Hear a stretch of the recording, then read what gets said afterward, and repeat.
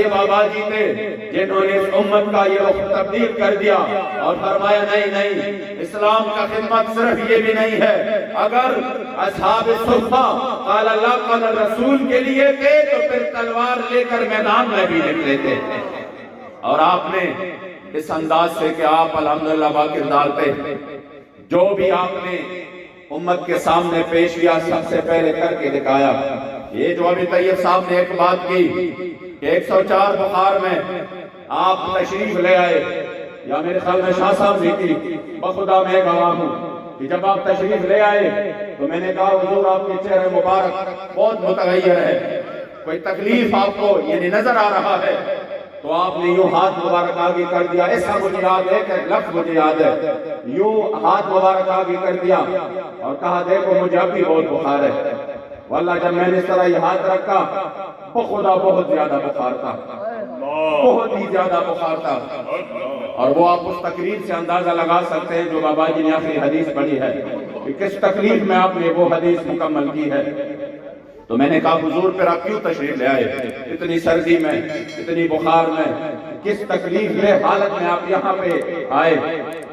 تو مجھے اسی وقت آپ کے چہرے مبارک پر تبسم آیا اور آپ نے ہنستے ہوئے کہا کیا بات کرتے ہو امیدی صاحب، یہ جان تو ہے ہی رسول اللہ۔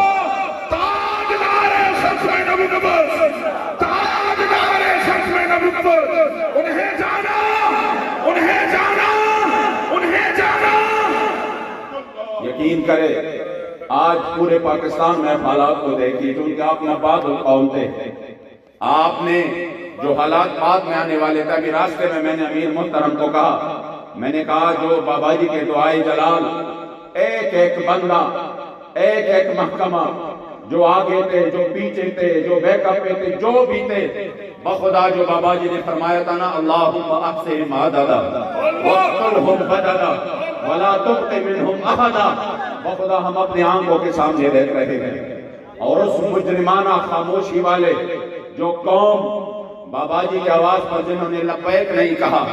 ایک بات تو میں دل سے محسوس کر رہا ہوں، لبیک والوں کے پاس پیسہ ہے یا نہیں ہے، کاروبار ہے یا نہیں ہے، اور ان کے پاس کھانے کے لیے کچھ ہے یا نہیں ہے، خدا کی قسم سکون بہت زیادہ ہے۔ اللہ اس کا دل مطمئن ضرور ہے، وہ اس وجہ سے پریشان نہیں ہے، نہ کبھی پریشان ہوں گے کہ ہمارے پاس تو پیسے نہیں ہے، ہمارے پاس تو کھانے کے لیے کچھ نہیں ہے، لیکن جنہوں نے حضور کی عزت کا سودا کیا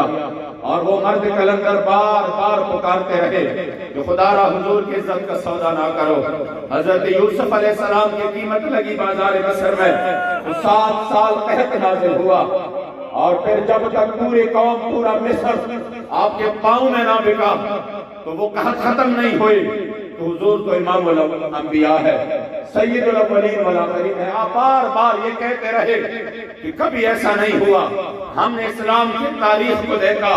کہ ایسا بھی وقت آیا جب 20 دن گھر میں پکانے کے لیے کچھ نہیں تھا، ہم نے ایسا بھی وقت دیکھا اور تاریخ میں پڑھا کہ صحابہ کو دن کو پورے ایک کھجور بھی نہیں مل رہا تھا کہ وہ صرف ایک کھجور کھائے، لیکن جب اسلام کی بات آئی تو پھر ایک تہبند کے ساتھ تلوار لے کر کسر و کسرا کے دروازے پر ضرور کھڑے ہو گئے۔ اس لیے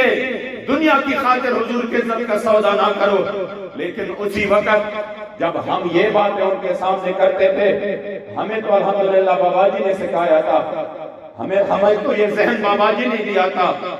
جس طرح شاہ صاحب نے کہا نا کہ اگر بابا جی زندگی میں نہ ہوتے ابھی شاید ہم بھی کسی ممبر پر بیٹھ کر عمران کی اور پتہ نہیں نواز کس کی تعریف کر رہے ہوتے۔ آج ہمیں بھی وہ تو نظر آتا کہ دیکھو بغیر جوتوں کے مدینہ شریف میں آپ نے جا کر سفر کیے، لیکن یہ مجھے تو ترس آتا ہے ان لوگوں پر، یقین کرے مجھے ترس آتا ہے کہ کس طرح یہ بک جاتے ہیں کتنے آسانی سے۔ بابا جی اگر نہ ہوتے تو شاید ہمارے اوپر یہ وقت نہ آتا کہ ہم بھی اسی طرح پوری ریاستی ظلم و جبر کا سامنا کرتے ہوئے ابھی 2 دن 3 دن 4 دن جنہوں نے جیل میں گزارے تو آ کر وہ رونے پہ آ گئے، حالانکہ پہلے کہہ رہے کہ ہمارا سسرال ہے۔ میں نے کہا پہلے مرتبہ دیکھ رہا ہوں سسرال جاتے ہوئے بھی بندہ رو رہا ہے، سسرال جانا تو خوشی کی بات ہوتی ہے، لیکن یہ بابا جی کی تربیت تھی. مجھے اندر بندے نے بتایا، میں نے بڑے بڑے اسیروں کو دیکھا، میں نے بڑے بڑے قیدیوں کو دیکھا، مجرموں کو دیکھا، کبھی وہ یہاں آ کر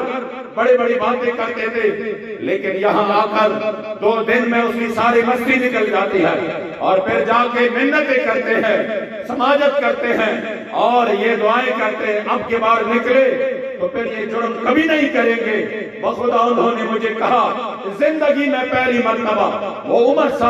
عمر قید تھے، انہوں نے کہا زندگی میں پہلی مرتبہ میں نے ایسے قیدیوں کو دیکھا جو آئے جس جرم میں، لمحہ لمحہ میں نے سنا کہ وہ کہہ رہے تھے ارے قید کی کیا بات ہے، پانسی کا بندہ ہو پھر بھی یہ جرم ہم بار بار کریں گے. لبیک لبیک لبیک یا رسول اللہ لبیک.